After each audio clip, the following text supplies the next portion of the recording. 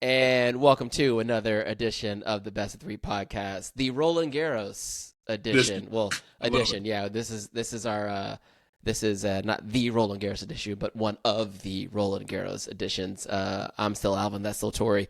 And it is what is today? Today's Tuesday. We just finished up day 3 of round 1 of Roland Garros. It's been a slow start and then got pretty good. Yep. Maybe on Monday, and then some decent matches today. But first and foremost, Mr. Hawkins, how you doing? Alvin, I'm good, man. I'm good. It's always like drinking from a fire hose. The Yeah, first round of a slam. Everywhere you look, you're like, I mean, right. it's hard to catch your breath.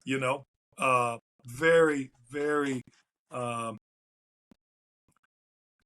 going to say very good matches. I saw a lot of matches, and I feel like the clay this year, Alvin, and maybe it was just the weather there, is playing ultra slow. Yeah. Well, I mean, yeah. some I matches. think. Some matches look like. When I watched that Novak match, I swear to God, there was probably 38 drop shots. Yeah. And had to be due to the way the clay was playing. And then I saw a match with Fonseca and Hughie Hurkacz, and I saw a match with you know who else was bombing the ball? Diallo and Sarundalo. And I'm Yeah. like, geez, these guys are playing And somewhere else. that was the weird thing, like especially from first match, like early matches on day 1 on Sunday. The weather was horrible. It was horrible, right? Our girl Peyton Stearns got she looked like she was in a different place. Couldn't 100%. couldn't move the ball. Less than ideal 100%. environment for her. And Navarro. Yeah, and Navarro as well. Like, so you get players who would prefer it to be a little bit of a drier, faster kind of clay, but it's all day Paris in May right now. Like, it'll be mid 50s in the morning, get to low 60s and sunny in the middle of the afternoon, and then as it starts to dip again, we're back in the 50s and everyone's freezing. So Yep. definitely has an impact on the tennis. Right. Novak had a T-shirt on underneath his Right. Lacoste. You know what I mean? Just to Yeah, show a you lot how of Felix in the long sleeve. It's yeah. we'll get to Felix, but kind of want to look at this from Let's a not get macro. to Felix. Oh no, we will because I've come to a place with him that I wanted to talk to you about today. I guess this was the gotcha that we were talking about before we started recording. You get on and you're like, Alvin, what are you gonna surprise me with today? And I was like, I don't have any surprises. I knew it. Except I forgot to tell you that I wanted to talk about Felix. Let me ask you this question. Shoot. Day 1, day 2 of a Grand Slam, and I guess now day 3 when we're getting through the first round. How do you approach it as a spectator? Like you're at home Memorial Day weekend here in the States. Like what are you looking at? What matches are you choosing to watch? I'm looking for matchups more than matches. Sure, yeah. The top seeds, at least you hope, are going to probably come into some, let's face it, fairly routine matches. Yeah. A, they're that good, and B, the other guys just aren't there yet, and they're gonna have to play them 5 or 6 times just to even get close. Yep. The whole stage, the pomp and circumstance of it all. So you just kind of know. I don't really want to see Alcaraz too much after having watched him up to this point. Right. And while I was mildly impressed with Rinderknech in his match, entertaining as it was, straight set affair with Yannick, I didn't ever think that Yannick's match was in jeopardy, right? So Right. those are those kind of matches, right? How do I approach it through Alvin, through round 1 and 2, to be honest with you, unless there's somebody in there floating just below the surface that you have to kind of keep an eye on. Obviously, Monfils is in that category, who for sentimental reasons and playing in the French is obviously a big deal. Yeah, he pulled out a tough one today. Pulled out a very tough one today, Dillian. The other thing I would look at is players that have some history. Obviously, I think we were all watching Novak a little bit just to make sure. Just to make sure. Make sure, and of course he, 24 Grand Slams. I think he called on a lot of experience, and the clay was, as we said earlier, a little slow. But I'll answer your question very concisely. You watch for matchups more than the actual players. It's still early. It's 2 weeks. I will counter that question with the question: what don't you want to see? Okay, so this is one of the much like you look at the seeds and you kind of want to, especially the high seeds. We're talking one through fours, maybe even 1 through 8s, right? I expect to see you in week 2, so I'm not gonna save a lot of time to watch you play. What I'm looking for is for those players, especially on the men's side, particularly on the men's side because of the format. I'm looking for them not to get caught up in messy matches early. Yeah. Like I want to see those guys get through matches in straights. Maybe 4 sets if they have to. If they happen to drop an early, rusty, shank and backhands first set, right, and fairly routine going away. Kind of like Jack Draper did today. Like he drops the first set. He's playing Bellucci. Bellucci comes out, guns blazing, and I say to myself, I think Bellucci won the first set 6-2 or something like that. I say to myself, this is where Jack usually gets himself into a 5-set match, and he's tired by round 3, and he got it together. He didn't look unnerved or anything. He just kind of put it together, settled in, took care of the next 3 sets pretty handily. And so like that is something that I'll kind of file away as like, oh, that's growth right there. That is something different from Jack Draper. That hasn't at least up until this year has not done. I agree with you. He gets into some messy ones. Really, I think like if you take that over to the women's side. Also, one more thing on the men's side. It's the guys who are like in that 20, I'm going to say 24 to 32 seed, kind of in that space. Right. That's a tough spot to be because they oftentimes end up with someone who's ranked just outside of seeding. Right. Yeah. And those are horrible matchups. Like that's just like, oh man, what's the point of being seeded if you're going to get someone who's 10 spots behind you in the ranking? And we've talked about this before, outside of the top 3 players, maybe 4 players in the world, like between 4 and 20, that is a toss up. And then between 20 and 80, any given Sunday, man. More now than ever before. If I can absolutely add one point, it used to be not the case. 50 was a little bit behind. All respect to those 50 and out. 50 historically used to be. You just weren't there yet. You hadn't been to that level yet. Right. I feel, and you made this comment in a previous podcast, it is so much deeper right now. So much deeper. While we may not have the big 3 and the vacuum that they have created and the big shoes, we still have got a much better ATP tour, especially from 30 to about 60. It's still some really solid players. Yeah. And as you said, it's a revolving door, Alvin, in my opinion, between about 21 and about 40. It's just on the given day. Yeah. Who's going to play well? Who's been playing well, and whose surface prefers that match. And obviously, for a lot of your South American, your French, your others that have a natural proclivity for the clay, they're going to come out on top here. And I've noticed that that's the thing that's separating players right now. Like, especially I'll use Taylor Fritz as an example, right? Losing to Daniel Altmaier. Fritz, the 4 seed, Altmaier is probably somewhere in the 40s, 50s rankings.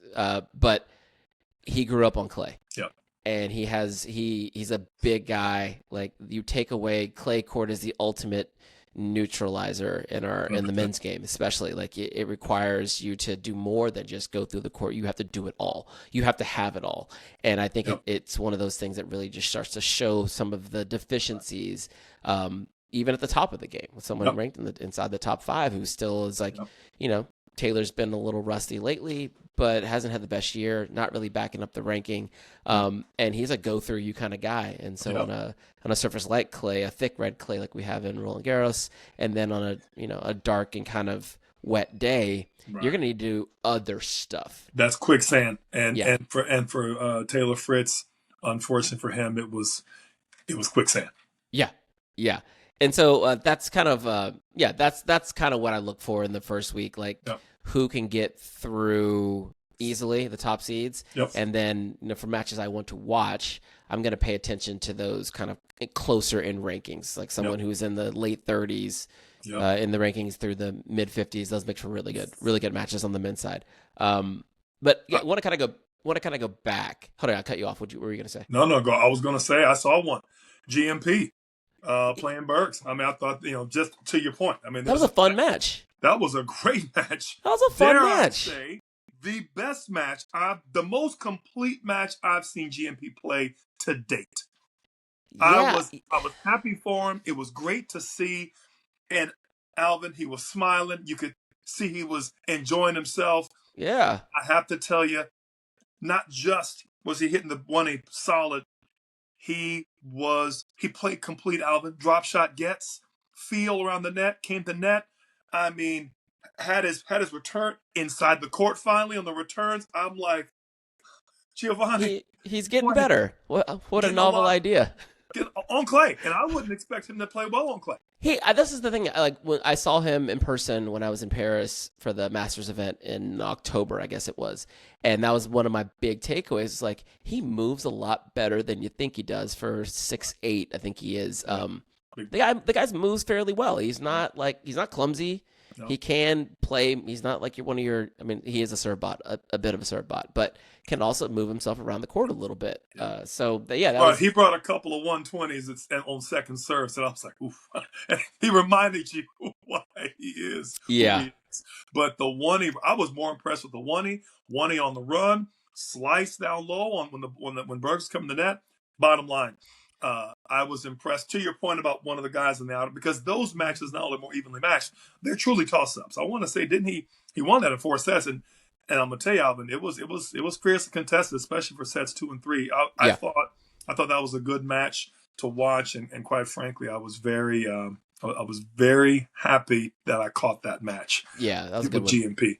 I'll go back. Kind of one thing I wanted to speak about, because I think I am probably uniquely qualified to speak about it. This is the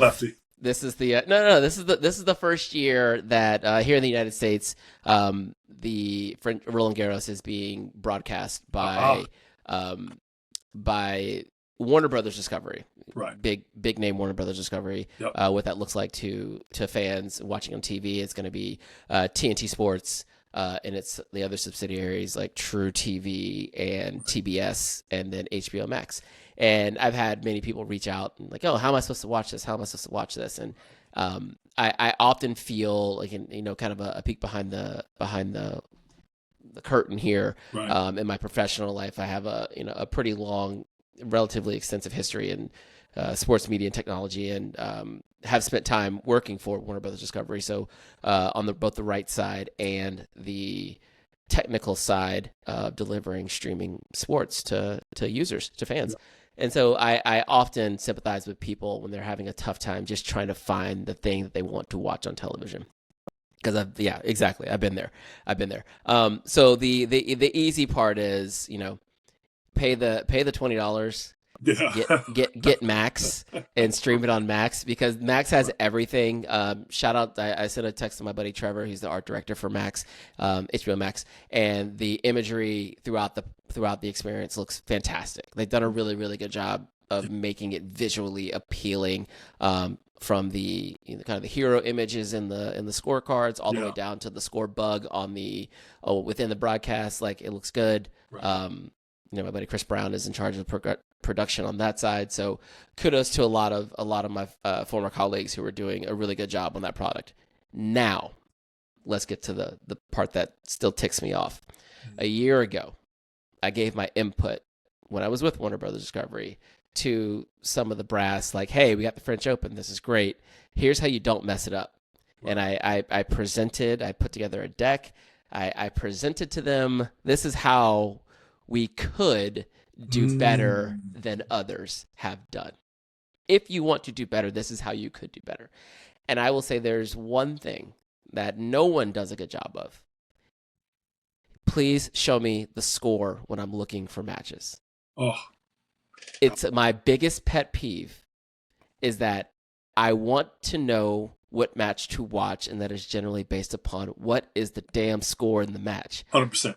I have to pull out my phone to look up the score, because and then ESPN does a better job than every other tennis thing out there.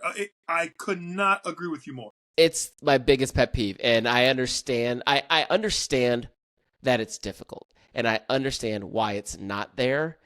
But as a fan, as a paying customer, it's inexcusable Yeah. I've At said it today's before. day and age, especially. It's look, I mean, like you'll see it on, okay, you'll see it whenever the league or the event is the app you're watching it through. That's usually the easy, like they will have it there for you because that's all they build.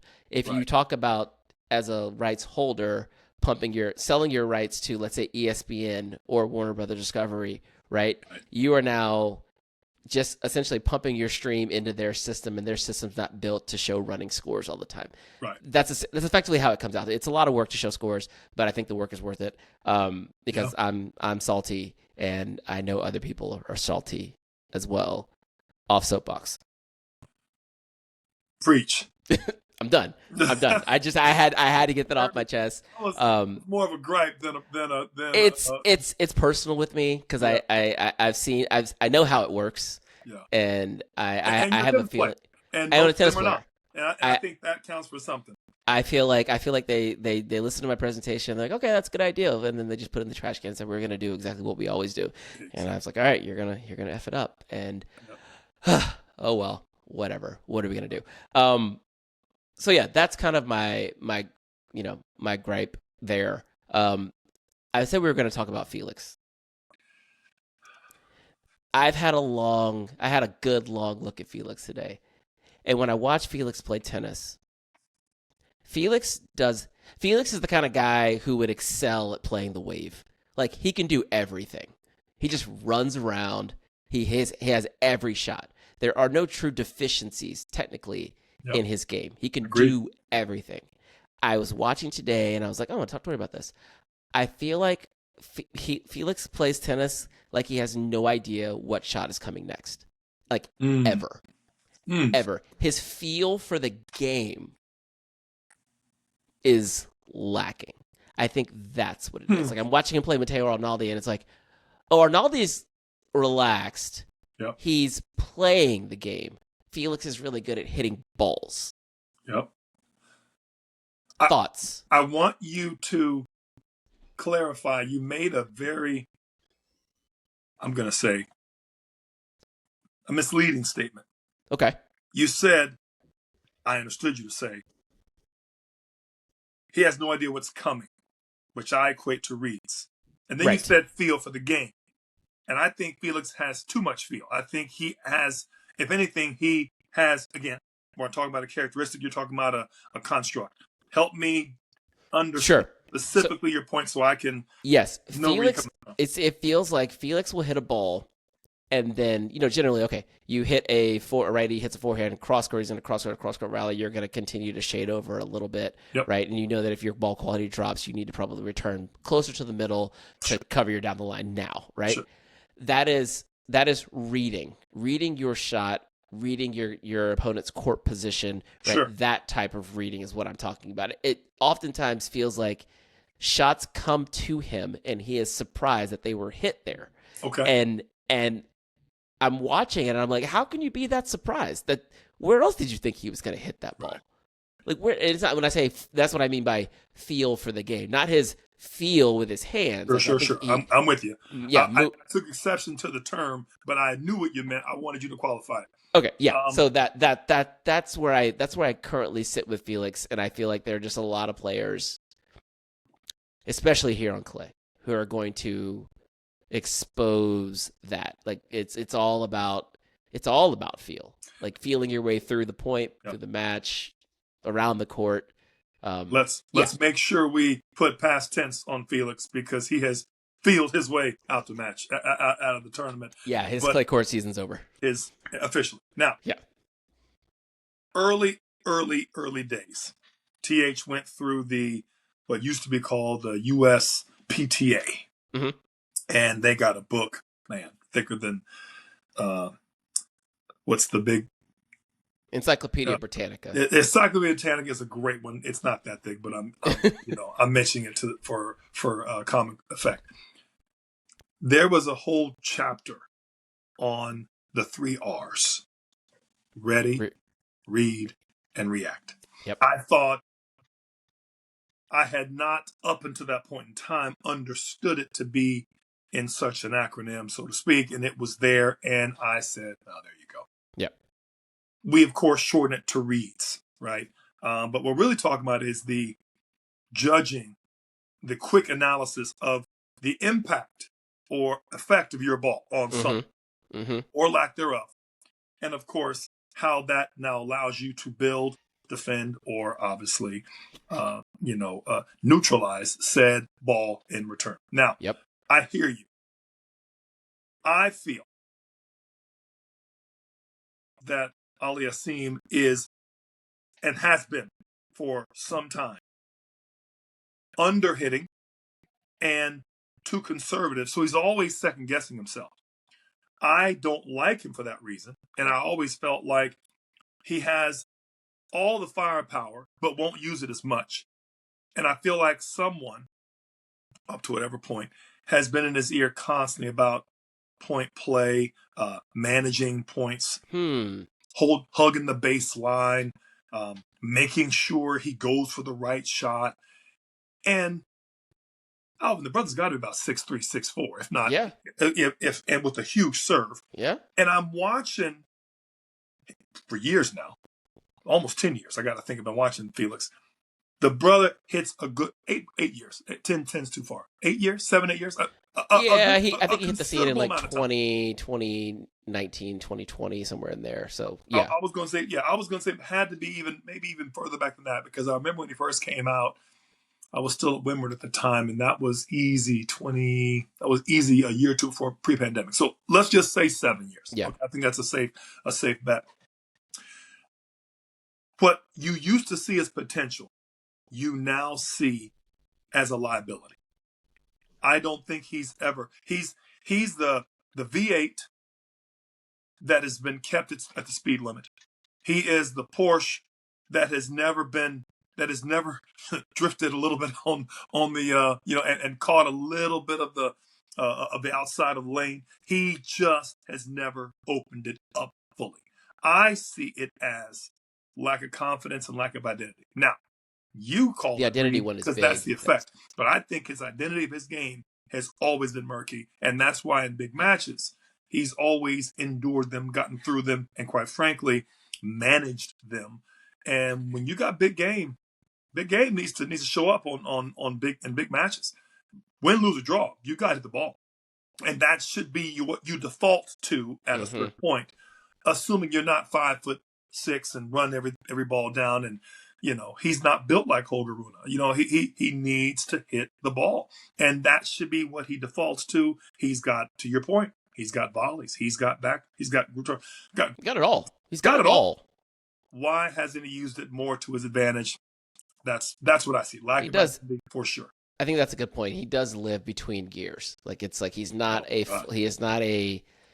is a counter punisher inside of an aggressive baseliner's, like an aggressive all court player's body in games and like ability. Like that's his nature is not to be aggressive.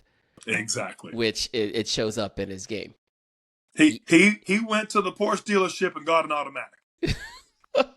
And said, it's sensible. It's sensible. Felix is a sensible guy. And I want it in light gray. It's just an easy, anyway, offensive I feel gray. bad for him because I feel like his window's closing, and I feel like that's where he's at. Yeah, I mean, he at this point he is who he is. Speaking of windows closing, Grigor, still top 20. Fun fact: Grigor in the last 4 Grand Slams has withdrawn or retired from all of them, dating back to Wimbledon last year. Isn't that wild? That is wild. Isn't that wild? I thought you were going to leave with Daniil Medvedev on that one, but you went to Dimitrov. Okay. Yeah. Hey, he falls into that Father Time is undefeated role. I hear it all day, and that's unfortunate. And he's still a top 20 by rankings player. It's just like this 3 out of 5 format is just the soft tissue injuries, man. They're tricky. I think he pulled a hamstring today. Yeah. Looked like he was in control by looking at the scores, and then probably pulled it and was done after that. Yeah, he pulled it in the second set, and then I think he was up a break, and then went ahead and won the set. Like he won another 3 games in that set. to win the set, and then that was kind of it. And you feel for him because he had what was that run he made last year at the U.S. Open, I believe, and got to maybe the quarters, and then had to pull out. And was right there in the semis of Miami. I mean, arguably Novak's best match to date in the last, I'm going to say last 6 months, but all things considered, I hear you. I'm a Dimitrov fan. I love the backhand. I mean, I saw him here in Atlanta many years ago.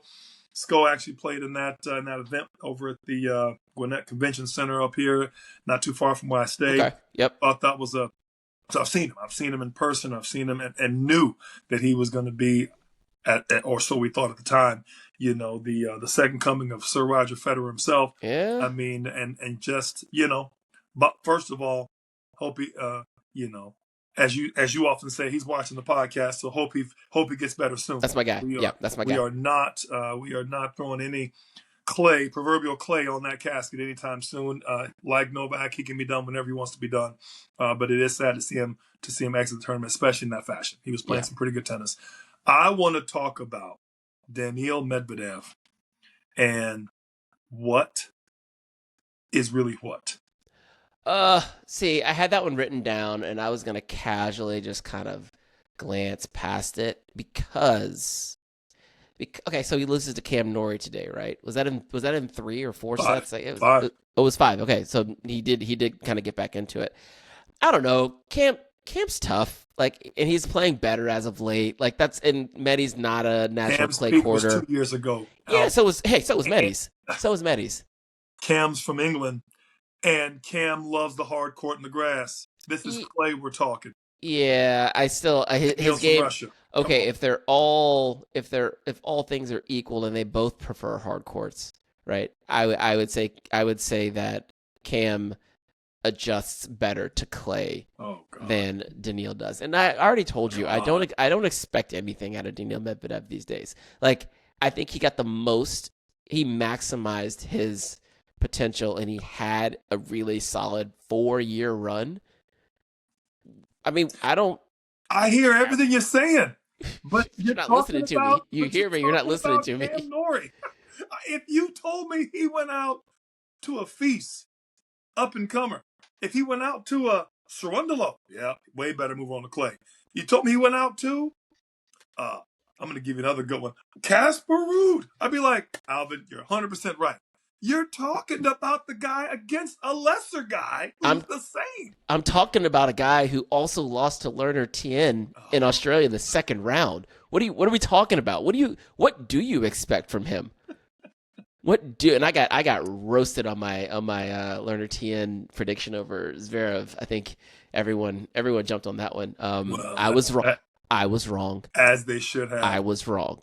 But I'm going to tell you, I wasn't feeling good about it when your boy was already complaining about this one wasn't his fault. Now his excuse was his plane gets hit by lightning, and I'm like, good God.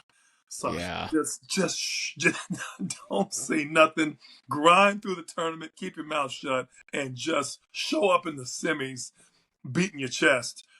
Kevin Hart's dad style. Or say it with your chest. Say it with your chest. So I'm gonna move on because we don't need to waste any time. No, we don't. Daniil or Cam Norrie. Thank you. Right. Thank you. Before we start, take a quick look forward to the second round matchups that we're interested in. I do want to talk about saying it with your chest. Fonseca. Gotta say it. Did you see what he brought this afternoon? I saw a great match. There was one point where he hit about 2 or 3 lasers on the dead run and then hit this out wide stretch angle volley. And I said, wow, I knew the forehand was big. I've seen that before. I knew the backhand return was Wii tennis style. He can literally yank it whenever he wants. I didn't realize he was that good around the net. And I saw a kid who was composed. I saw a kid who is going to be around for a long time. The only thing is I wonder, did he play a little too well today and what that means for the next 3 or 4 matches. I'm hoping this was him settling in. Yeah. A lot of guys play really well and then play not as well on round 2, round 3. Good news is it's a 3-day first round, 2 or 3 day second round. He's got some days to cycle through. This were a normal 500, and he's playing again in a day or so, I'd be like, oof. I'd be a little worried because he looked so sharp today. Yeah, he did. And Hubie looked tired. He looked old. He's not that old. He looked Medvedev. Confused. Yeah, like bamboozled. Like it was all happening to him. And I remember watching. So Hubie lost to Novak in the finals of Geneva on Sunday. I guess it would have been Sunday. And I remember watching that. No, sorry, Saturday. And I watched that match, and the draw had already come out, so we knew he was playing Fonseca at that point. And I was like, okay, well, Hubie's playing well, but then Novak versus playing against Novak versus playing against Fonseca, those are two different problems. 100%. Novak is gonna outthink you. He's not gonna out-hit you. Correct. Not anymore. Yeah, not anymore. And the way that Hubie was moving against Novak, normal lumbering Hubie, but he just kind of looked a little creaky. I was looked a little worse for wear. Yeah, I'm like, that's not gonna work. Fonseca hits the ball much harder than Novak. And just runs around like a bat out of hell. Like this is. I remember Andy said on his podcast that he thought Hubie was going to win that match because Fonseca questionable return strategy, so on and so forth. There's some things that Hubie he's a pro about that Fonseca would need to really show some maturity to get through a tough first round like that. And he showed it. Blitzed him, just blitzed him. He was like, "No, you deal with me. I'm not dealing with you. You deal with this." I will also say.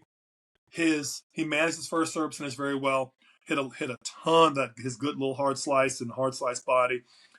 Alvin, he ran behind him so many times from Hurkacz and got the ball back with the money slice. Yeah. I mean, he was mid-court. He was even with the center line extended, hit the brakes, went back for an open stance backhand slice, came back to the court, and ran down two more forehands on the right side, on the due side of the court. I was like, oof.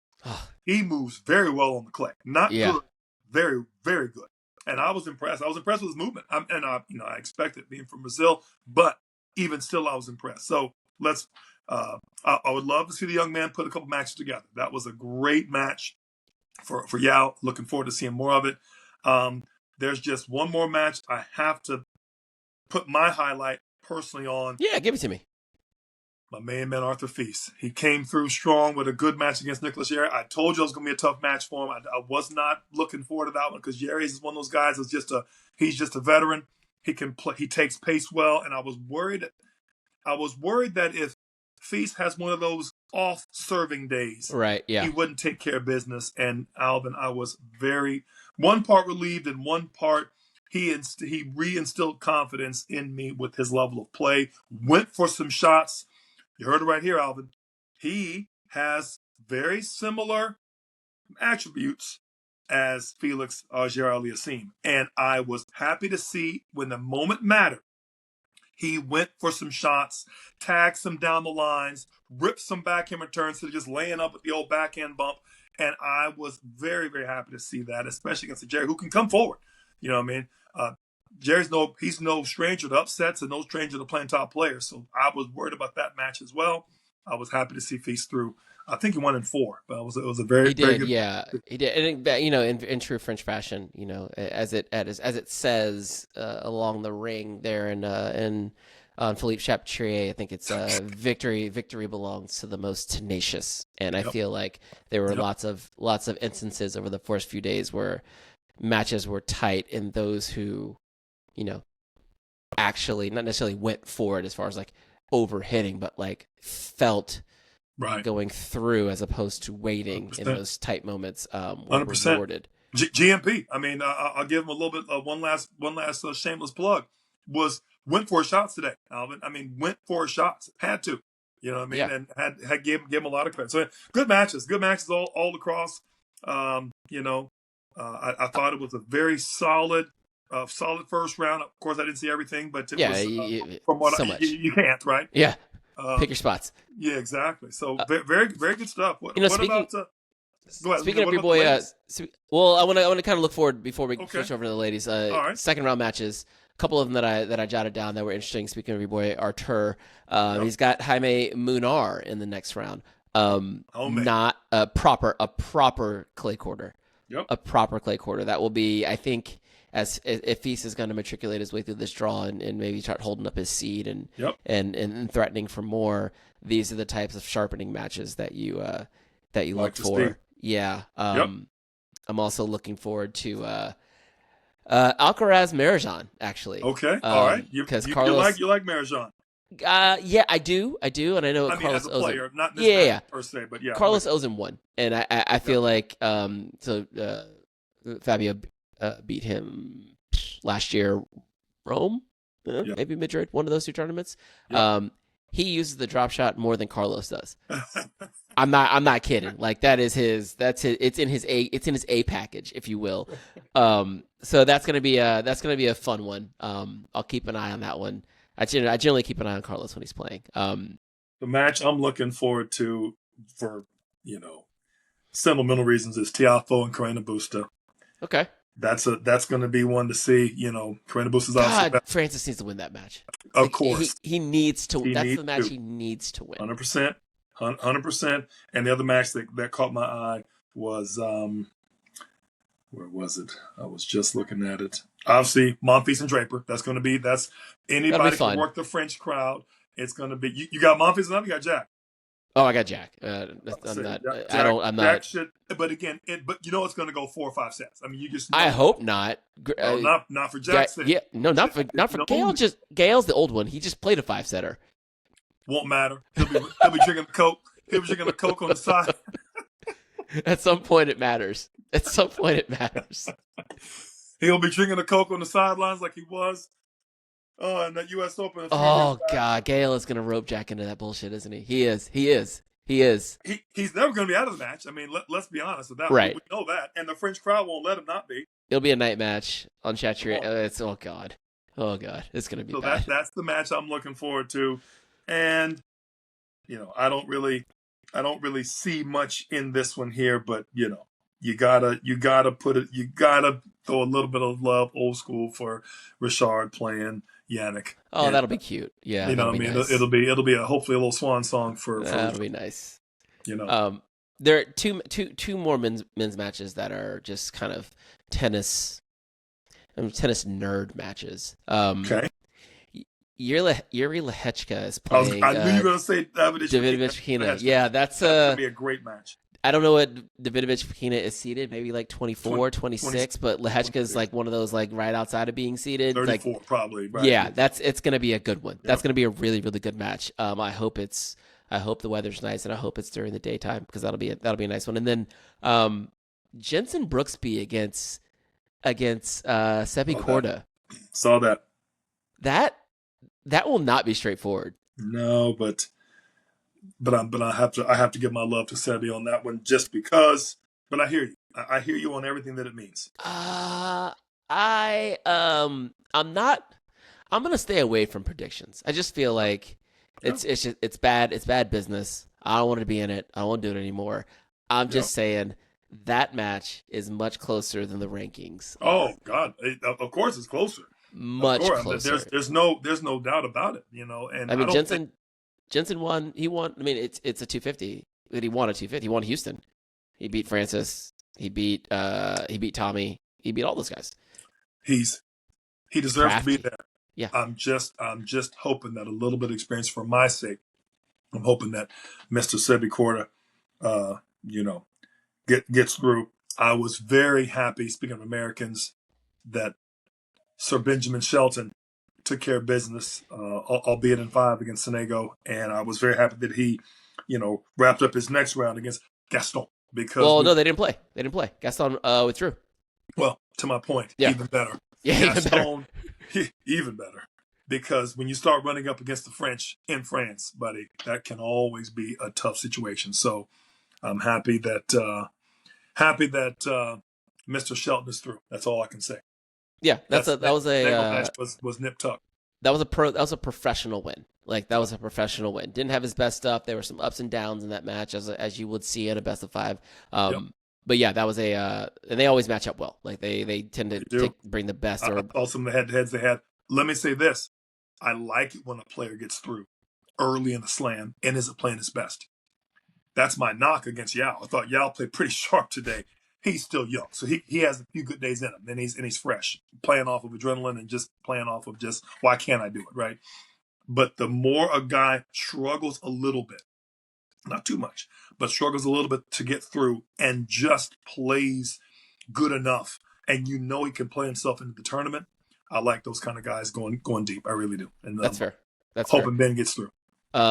Yeah. Speaking of getting through, no break. Let's just go straight to the women. Done. I'm gonna go right after this one. Osaka-Badosa. I knew it. I knew it. Yeah. Hard not to leave with that one. Yeah, I mean, it wasn't, the match had some ups and downs. I don't think either of them played well at the same time, but it was an entertaining match, and it's just entertaining. Two players who know, they're professionals. Like, they're both accomplished players, obviously. Do you think, and I'm going to cut you off briefly. Please do. Did she lose the match, or did Badosa win? Okay. What did you see? Okay. After that first set, right? Naomi kind of like she made a leap. So in her comeback, she's been making these small incremental leaps tournament after tournament. Like she struggles in a tiebreaker, then comes back the next tournament and does well in a tiebreaker. Like these small incremental leaps. And so she blew a tiebreaker against Peyton Stearns. I think it was in Rome. Yep. Okay, comes back, first match, first round, first set, gets into a tiebreaker against a very accomplished player and gets through it, right? Sure. And then just like the air comes out, right? Yeah, down 4-0 in a heartbeat, and it's like, okay, all right, fine. We settle. We come back into the third set. Third set is competitive. But she's up 2-0 and 3-2 if I'm not mistaken. Yeah, yeah. I mean, 2-0 in a blink. I mean, pulling away. Right, but the thing is, like, I never really I found myself watching that match and I'm thinking I don't ever feel safe with Naomi. Like, I don't feel safe. Whereas you watch someone like Paola, not saying Paola is the end-all be-all in this space, but Paola can create the same stroke over and over and over, and you feel like she's not going to miss it. And she can hit it with decent pace, right? She is Spanish. So there are some things that here you go again. Spanish-ish. You make these great points, but the context. You're talking about how many slams has Naomi won? 1, 2? 4. You're talking about a 4-time grand. I thought she even won. I was thinking it was 3.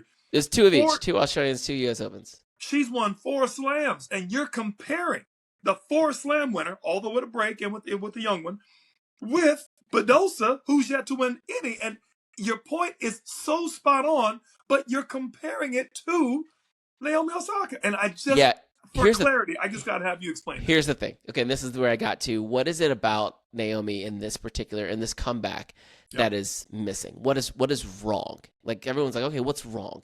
I came to this thought, and I wanted to bring it up to you. I didn't text it to you ahead of time. I just wanted to give it to you fresh. You always do this. I love it. This is my thing. With Naomi was the first wave of post-Serena babies, if you will. Like, she is molded her game after Serena. Like, she's Serena 2.0. Yes, like a lot of them did 100%. At that time. So the way Naomi played when Naomi was winning slams isn't all that much different than the way Naomi plays now, except for the players she's playing against now are actually different. They are not of Serena's mold. They're more of the Ash Barty mold. They're the requirements to be at the top of women's tennis. There is one thing that Naomi does not do well that I think holds her back, and it's very, very slight. Naomi's hand skills are non-existent. Okay. But that deficiency shows up on clay frequently. When she gets pulled out wide on the forehand, she can't find shape the way that someone else like a Paolo Badosa could, right? And I would give Paolo's a great example in that category. Ball in front of her that she's running forward for. Her continental grip skills are not tight enough to feel her way through let's say a forehand slice push that needs to like move her opponent back, right? And then, it's a very, very small thing, but I picked it up during that match and I was like, that's enough to not be top 5 and be 25 instead. I agree with you on so many levels, but I think her problems are more basic. And you're spot on if you weren't talking about Naomi Osaka. Here's where I'm going with this. Alvin, I think upstairs, she's a different player altogether. She doesn't believe in Naomi. She doesn't believe in who she was, and she keeps, or let me say it differently, is still trying so hard to get back to who she was. She hasn't moved on to the Naomi she is right now. She took a break from tennis at a time that she should have kept her foot on the gas. And I think deep down, there's a little bit of regret in there that won't come out, but we won't have to. And the mental health issues, which are well documented. Alvin, her serve's not as good as it used to be. Period. Her footwork's not as good as it used to be. Period. You heard it right here, Alvin. Naomi had blazing returns back in the day. Yep. Out returned Serena when Serena was still serving well. She didn't just beat Serena. She matched and beat Serena. Yeah. Yep. So that player is no more, as far as I'm concerned. And you're not wrong about the continental skills. You're not wrong about coming forward. She's never been a great player coming forward. But Alvin, I saw a player today that took the first set from Paula. I saw a player that in the third was in control. Could have moved better on the backhand on the rise, took it up by her armpits and hit in the net. Yeah. And folded, Alvin. She folded. Never to be heard from again. And that whole second set, Alvin, she just collapsed. I don't care what anybody. She collapsed, Alvin. She didn't even compete. So I say she gave that match. She lost that match, Alvin. Paula did not beat her. All respect to Paula. I like Bados's game. But I felt like Naomi was in Naomi's head once again. Yep. Alvin, you heard it right here. I hear you about little incremental betters and adjustments and one-ups. It's great. I don't think she will ever get back to semis or better of a slam for a lot of reasons, but the biggest reasons are right between the two ears, in my opinion. I don't disagree with you. I hope for the sake of us as fans, that do I not hope. I hope she has a good hardcourt summer, because I think she can still be a contender. She can still be a person on tour that matters. Let's put it that way. And I think as I'm sure she has her own set of goals, right? But like a small one would be like, let's just get to the point where we're seeded and we can maybe not be playing the number 10 player in the world in the first round, right? Yeah. It's just little things, like maybe we can get some matches that are pretty straightforward in rounds 1 and 2 to build some momentum on a surface that's more favorable on a hard court, right? But to your point, though, about getting back to who she was, I don't think even if she does, that player is a top 5 player anymore. Yeah. So let me counter that with this thought. You've won 4 slams. You got some money. You're not worried about where your next meal's coming from, and you're already a household name in a lot of ways. Why not just go out for the next 2 years and play tennis on your terms, play a schedule pre 30-year-old Naomi, and do it at 25 or however old she is, and just say, you know what?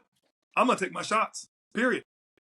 And I will feel better and be in a better place. I feel like the way you're describing it, and I think you're correct, by the way, but the way you're describing is like a player who's coming back from major, you know what I mean, reconstructive surgery all over the whole body. Like, well, let's just try to get a few wins in and kind of be.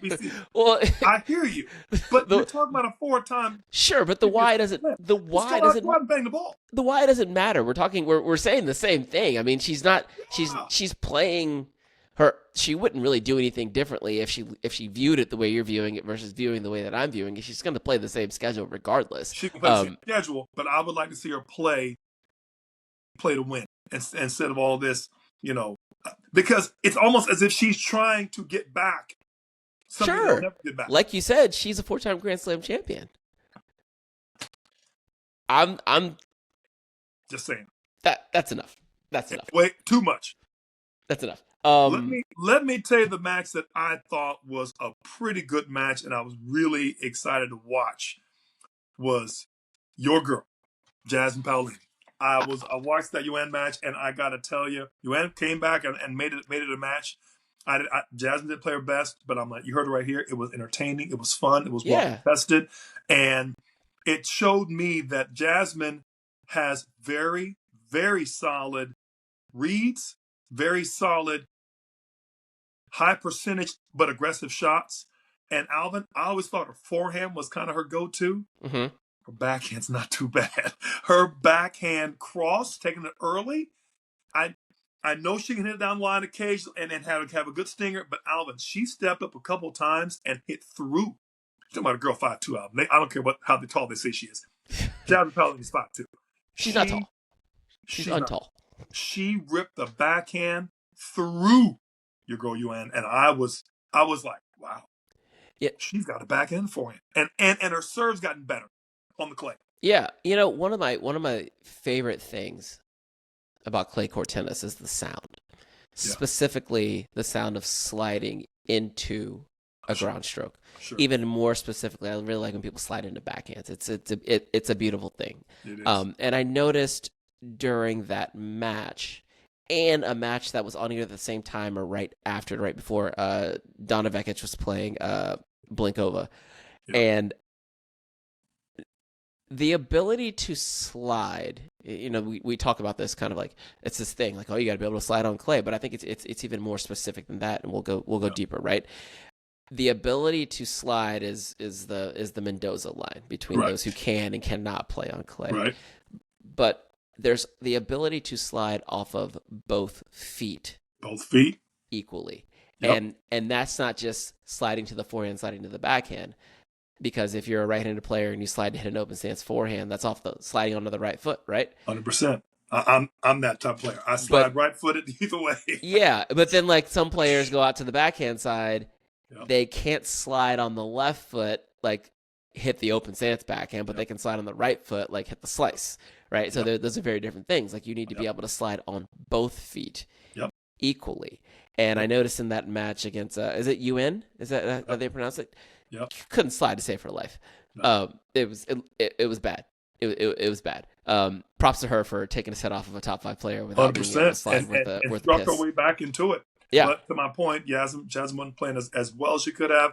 I just thought for a player, again, like Ben, in some ways, wasn't playing his best, and you know she's going to play better into the tournament. She will. But she didn't. She also didn't go for a lot of shots she didn't have to go for, and the way she beat her was pretty standard and pretty crisp. She just stayed with stayed with the game plan. She knew it was going to work in the end, and played some good ball. You know what I mean? A person who did warm up into the match, which I thought was great, was your girl, Mira. Mira came out a little bit shaky against Buska, and I'm going to tell you, I didn't realize Buska was from Spain. Buska played some good tennis. Yeah, it's a tough matchup. It's not easy. Mira played better. The longer the match went, the better Mira got, and the backhand started getting. She went from hitting some low rolls to some bangs off that backhand side. It got to the point where I'm like, Buska forgot that Buska was still trying the same stuff she tried in the first part, so it was working. Never went back and realized the more I keep feeding this hungry lion meat, the more she's going to keep eating it. And I got to dial this back in, get back to the low slice, get back to some change-ups, because Mira was out of sorts when she kept changing the pace on her. But when she kind of went out wide, started hitting with her, Mira was like, thank you. That's exactly what I need. So do you feel like that will prove her well in her next match against Ashlyn Kruger? I think if Ashlyn has a good slice, if Ashlyn brings the slice more often to the Mira forehand, we're talking about the player who has a coach who had one of the best backhand slices in women's tennis at the time. Right. Conchita's slice was legendary. I gotta think that Mira's hit it. It was just more nerves, but it did seem like when Buska did hit that low hard hack, that it gave Mira some trouble. I think it was more first match nerves myself, but if I'm Ashlyn, I certainly don't try to go pace for pace on the backhand side. And Mira's got a very sneaky big forehand. She's got kind of a big wind up. She rolls so many that you don't realize she can actually go through it. Yeah. But when she gets forehand number 3, forehand number 4, and she can hit it just as big, line or cross. And I think and to her credit, she's gotten better at the shape of it. So I don't think it'll work as well round 2. But it's certainly, if I'm Ashlyn, I'm watching that. I'm watching the tape on that and being like, hey, I got to at least try it. Gotcha. Yeah, I was kind of trying to pull together my list of matches of interest in round 2 on the women's side, and the list got long. But just because of the parity, I think right now in the women's game, the first 2 rounds of a Grand Slam truly are like a tennis festival, right? Like as Yep. a tennis fan, you just whatever your schedule allows, whatever feels right. There's going to be a good match on. You mentioned Andreeva versus Kruger, Azarenka, Kenin. Like nice to see Vika get a W here. She's kind of been on the slide lately. 2 former Grand Slam champions matching up in the second round. Like, yep, couldn't ask for a better one. Emma Raducanu versus Iga Swiatek. 2 more Grand Slam champions matching up in the second round. Probably straightforward. Yeah. It will be straightforward for Iga, but Iga also played better the longer the match went and got back to some good form. She was actually early on some shots toward the end of the match and hit her forehand quite well. I was actually impressed. She's got a little bit of Coco Gauff syndrome where she can, you don't, the forehand can break down a little bit. She's just not used to going for it on the forehand side. She's taking it early and she's used to hitting off the court with spin, but letting her backhand do the heavy lifting. She had a handful of forehand return winners today that I was actually impressed to see. And the other thing, Alvin, we forget how much better they are than the number 60 in the world, right? We forget, right? I forget they struggle against Sabalenka. They struggle against each other. They struggle, right? They don't struggle against 60 in the world. They look like they got the biggest forehand you've ever seen, against 60 in the world. So that's something you also got to keep in mind. With these, and then everybody's kind of, I don't care who they are, everybody has first round jitters. Absolutely. Absolutely. I don't care how many slams you've won. Novak was nervous today. You know what I mean? Until he started hitting drop shot number 37. Sinner lost 1 set at the U.S. Open last year, and that was his first set against Mackie McDonald. So it happens to everybody. It happens. And if it's going to happen, it's going to happen in the first round. Yeah, and I mean Jack Draper, case in point today, like loses the first set and then quickly gets his business in order, and gets through pretty straightforward in 4. Yeah, I'm excited. Wanted to mention, I think it's Victoria Mboko, Canadian girl, making waves. Leaves tomorrow. Yeah. Yeah, she's making some waves.